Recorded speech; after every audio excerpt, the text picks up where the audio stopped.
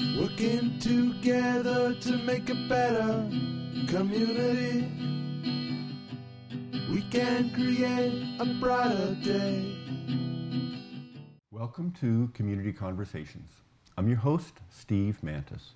And my guests today, I have two. I have John Pateman from the Thunder Bay Public Library. He's the CEO. And John DeGiacomo from Aets, which is the help me out, John. Anishinabek Employment and Training Services. Thank you so much. So we want to talk a little bit about the partnership between the library and Aets, but let's go back, John, with the library. What along your path here with the public library has brought you to the idea of community hubs and partnering with a local organization? Okay, so I guess the story starts when I first came to Thunder Bay, which was in October 2012, and became the CEO Chief Executive. And I was very lucky to arrive at a time when the organisation was going through its next strategic planning exercise. So I led the organisation through the development of a new strategic plan. And what came out of that plan was 5 key strategic directions that the library was going to be going in the next 5 years, or the period 2014-2018.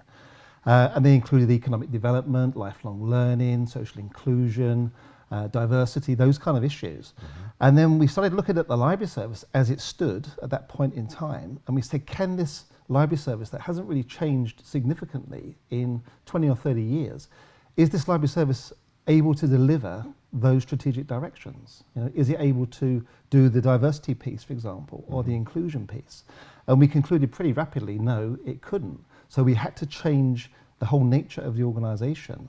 And this gave us the idea of moving away from a standalone public library that just does basically one thing, which is be a public library, and transform it into a community hub that's got the potential to do a whole range of things, depending on local needs and local circumstances. And also this came along at the same time as the province back then. The province was promoting this idea of community hubs. It was encouraging municipalities to look at, for example, redundant school buildings and repurpose them into community hubs. So we took this idea that was already there, we applied it to the library service, and we engaged an organisation from Toronto, an architectural organisation, who worked with us and the staff of the library and the community to flesh out what this community hub would look like. So what would the space inside the library look like? How could we change the outside of the library to look different to a library? What would the look and feel be when somebody walked into the library and walked around? Would there be so many books? How would the spaces be used? And that was a very enlightening exercise. It kind of shifted the culture within the library service. The library staff no longer started to think of themselves just as library workers, but as community hub workers. So we then changed everybody's job title. So the librarians became community hub librarians, and the technicians became community hub technicians. So we did a lot of work, but the missing piece was what is a community hub? You know, how is it different? What does it look like? And it became clear that we needed to bring in partners, other organisations, to share that space with us, to start doing the multiple use piece. To turn the vision, which we developed with LGA architects, into a reality. And at that point, and this is how Thunder Bay works, of course, through networks and connections, we became aware that an organisation that was sitting just across the road from Waverley Library, literally on the other side of the streets, was looking for a very similar opportunity. And so that's how I came to meet my good friend here, John DeGiacomo. And the rest, as they say, is history.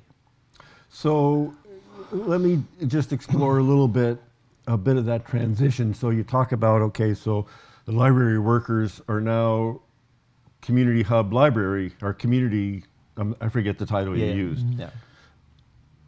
What did that change mean for the staff? Like, give me concrete, like what would they do that was different? Well, a big piece of the change when we redid their job descriptions, and of course we did this in partnership with the staff, with the trade unions, we went through all the normal channels, was we recognised that we would have to do more outreach work. We'd have to do more work outside the library. We'd have to go out into the community, engage with community groups, particularly those who weren't typically using the library, and bring them into the library in order to make the library more vibrant and more diverse.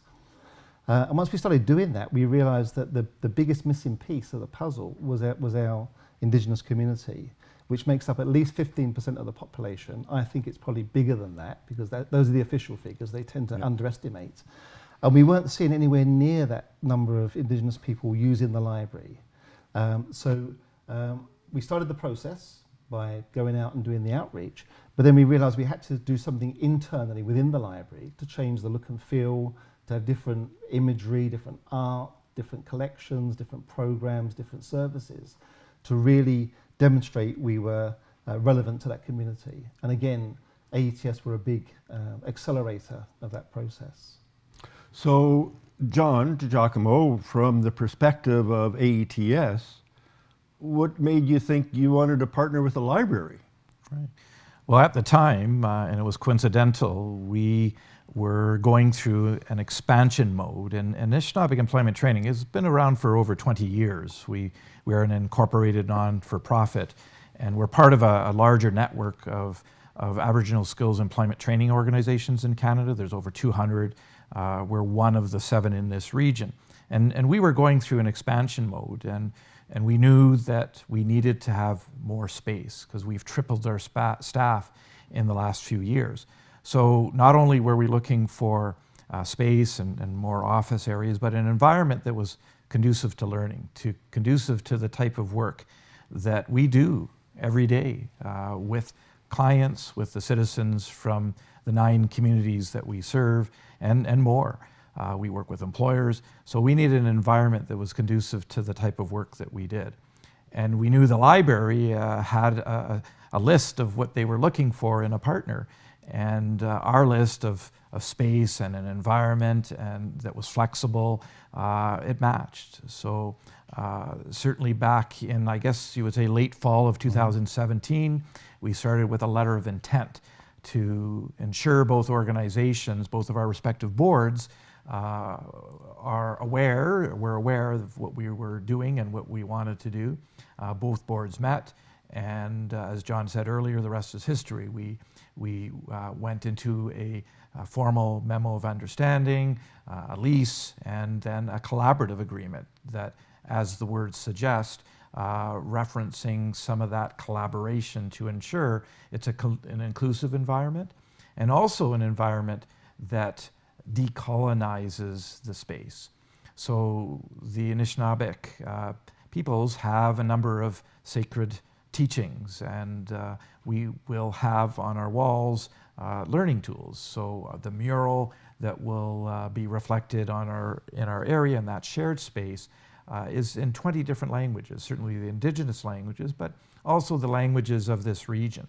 So the elders, the board, with the staff's help, we were able to identify those languages and also make sure that when people come down to the lower level, they understand that this is an inclusive environment, an environment that truly is a learning environment. So there are workstations there that the public can access, our clients can access. There are learning tools available on the walls that talk about traditional governance, that talk about the sacred teachings. And even if you look on the ceiling, the 4 directions are reflected. So it references how this partnership can work and really decolonize that space. We need to take a short break. Please stay with us and we'll explore a little bit more about what does that mean, decolonize. Please stay with us. We'll be right back. Welcome back to Community Conversations. I'm your host, Steve Mantis, and my guests today are John DeGiacomo, the ED Executive Director with Anishinabek Employment and Training Services, and John Pateman with the Thunder Bay Public Library. He's the CEO.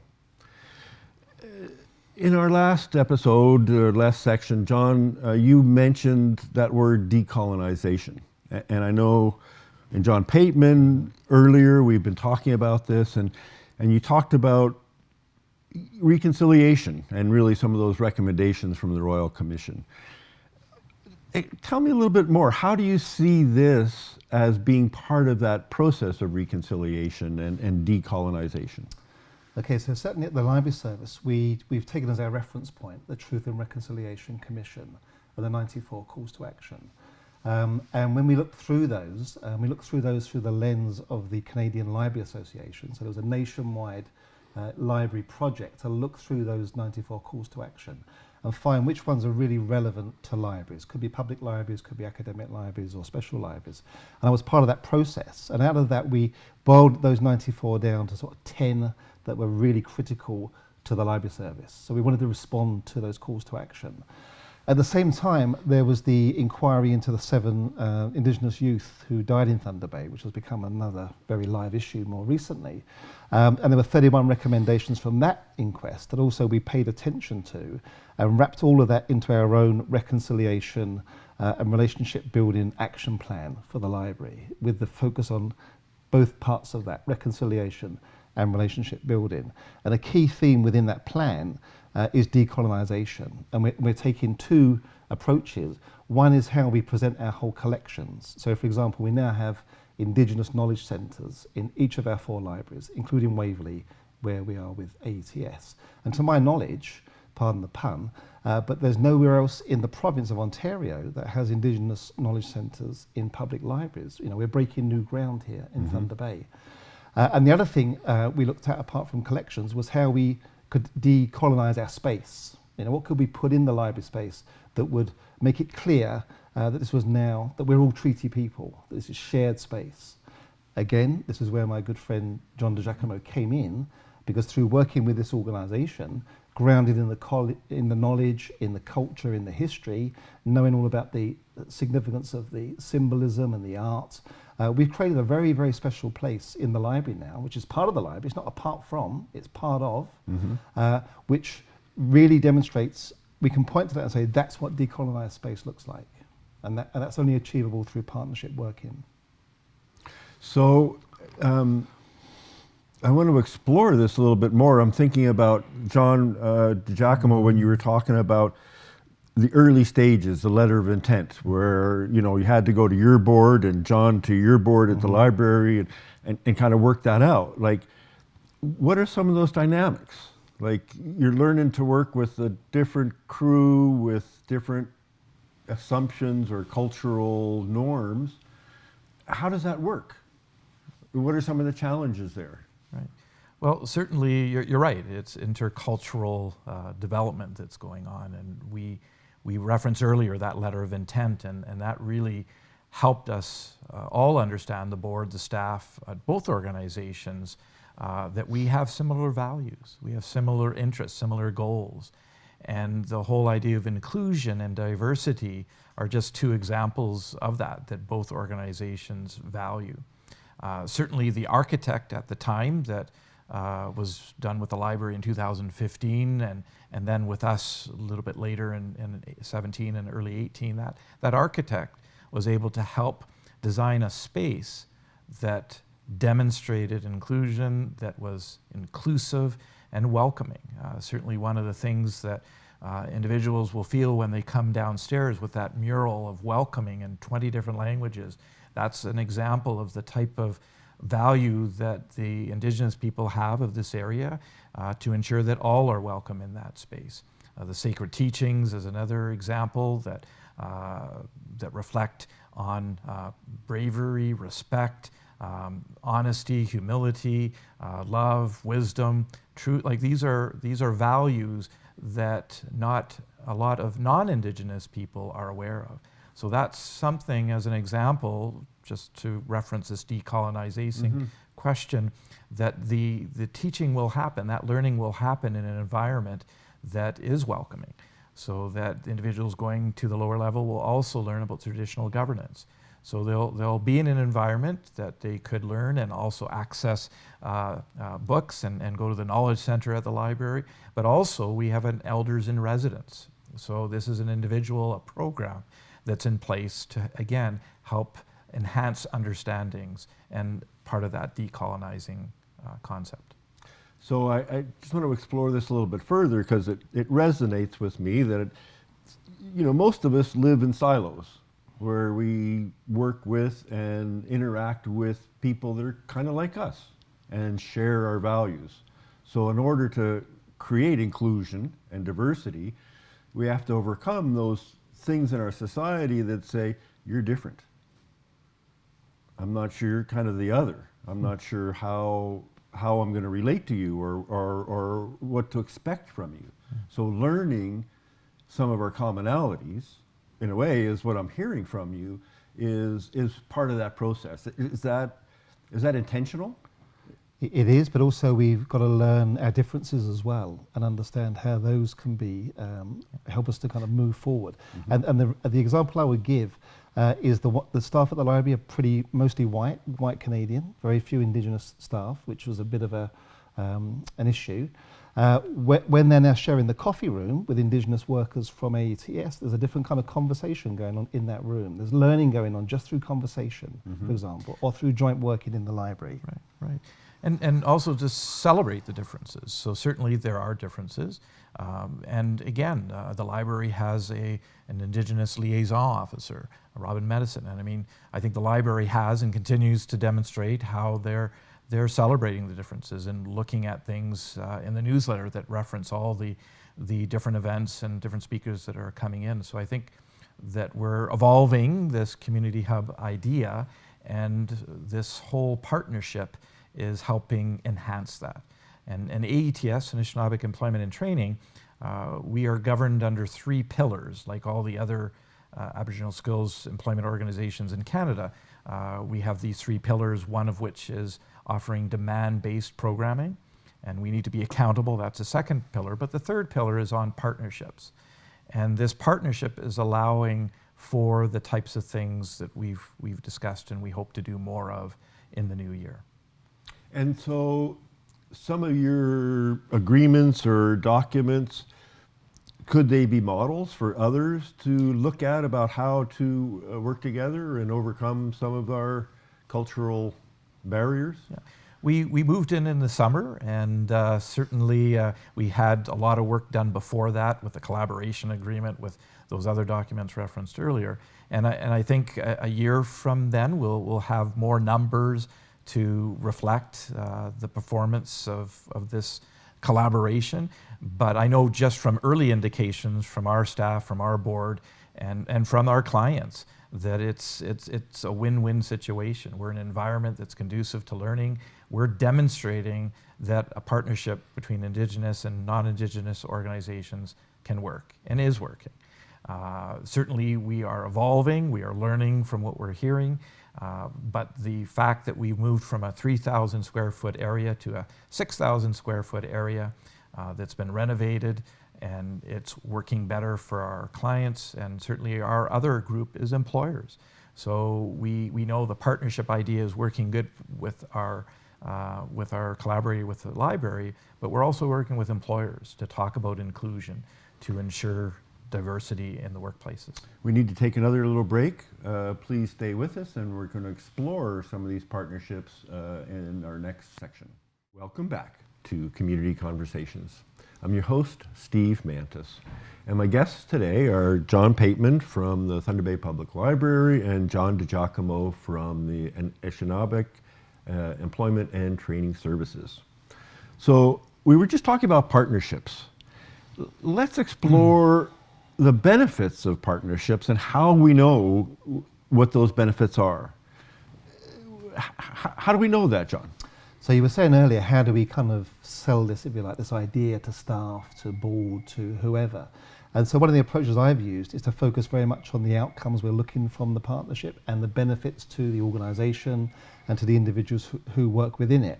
Straight off the bat, I can point to this space that we've been talking about so excitedly and say, here's $500,000 worth of commitment and investment from another organisation to make the library a better place, a better space, which we didn't have to spend the dollars on ourselves. So Aets was able to put in money into the library. Exactly, both in terms of capital and in terms of our operating costs. But we're going to use that money to seed further development together to turn the whole building into a more complete, a modern and relevant community hub. We're not just taking the money and spending it on ourselves, we're reinvesting it. So that was a huge benefit. The other one was in terms of performance. So that 15% of the population that weren't using the library, significant numbers now are coming through the doors. We count them as users or patrons. We sign them up, we give them library tickets, and they take materials out circulation. They join our programs. So our business has gone up significantly as a result of this partnership. Like the overall business? Yeah, the overall usership, because public libraries, like many institutions that haven't changed much, like Blockbuster, Sears, you know, they're going to go out of business if they don't change up their business model and they operate differently. And our numbers were going down over time because the core usership of the library was getting older and falling away. So we have to replenish that and renew that and extend that and make the membership more inclusive.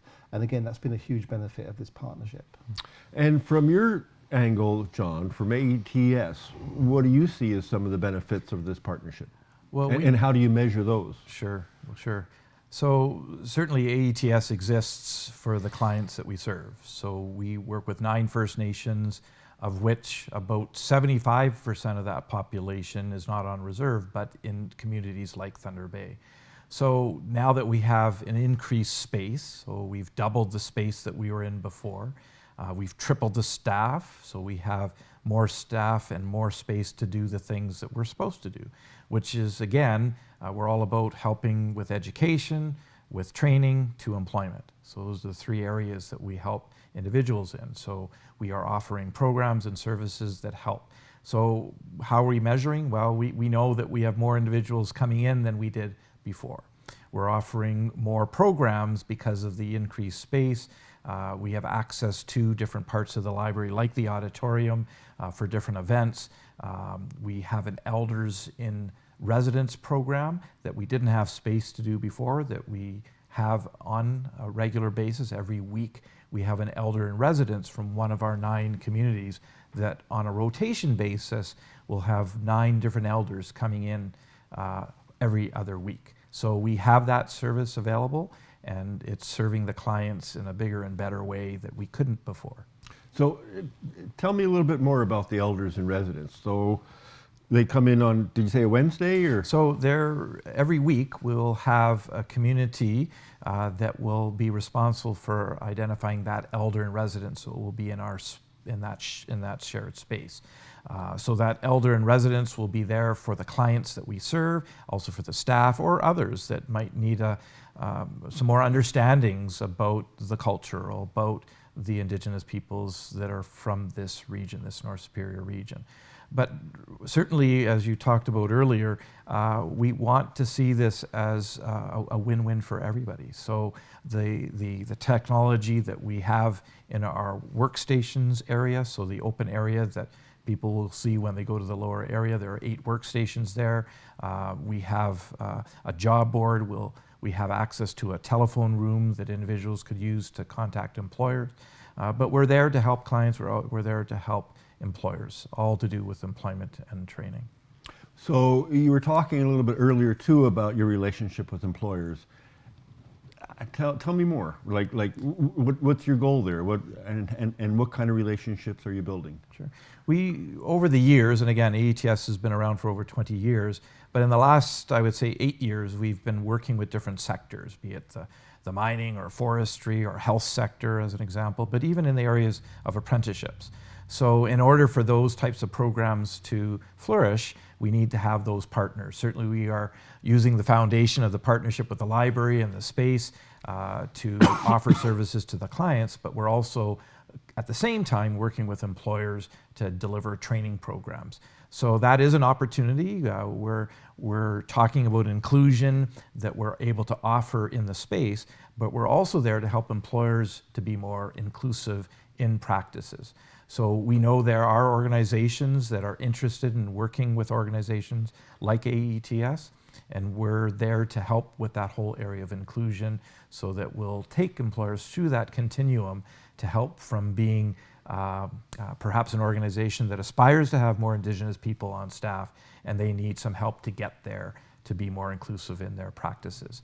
So we're happy we're in a new environment. We have like-minded individuals at the library that offers a conducive environment. There's a children's library right near the lower level where our staff are and where our clients can come in, and they could use the children's library at the same time as visiting us on the other side. So we're in an environment that offers a number of benefits. We see those benefits strategically.